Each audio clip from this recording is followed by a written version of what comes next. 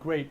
One of the things that we like to talk about a lot is the idea of a plus one, right? And this is however you want to think about it. I'm sure every restaurant has its own lingo or language for it, but doing something nice for a guest, right? A guest that that's looked out for you. Maybe it's a regular, maybe it's someone who's really into wine, maybe it's someone who's really into the food, whatever it might be.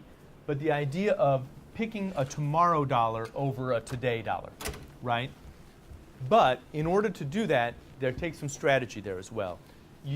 You want to keep those plus ones appropriate. You never want to buy something for a guest that they would necessarily buy for themselves, right?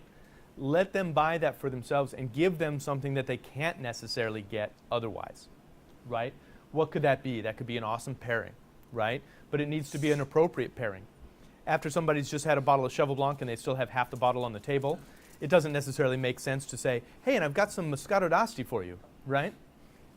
Not necessarily, right? You don't necessarily want to. Have you seen that happen? Oh, yeah.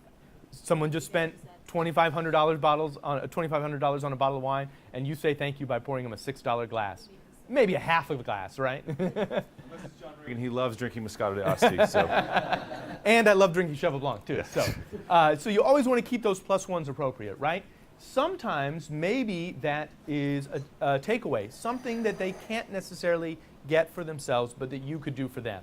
Can you take that label off that special bottle of wine, right? Can you make a recommendation?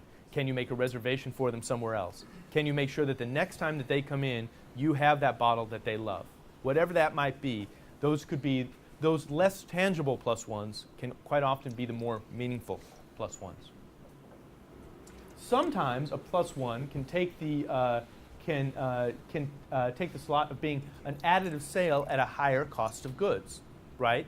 So, for example, Yquem by the glass, right?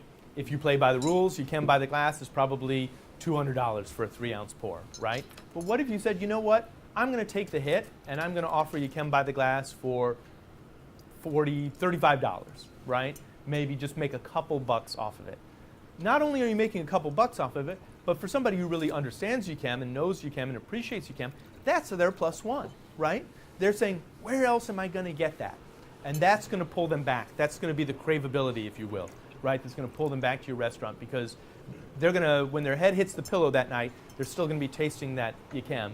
They're going to wake up the next day thinking about that Yquem, and chances are they'll be back in your restaurant pretty darn soon drinking that Yquem again.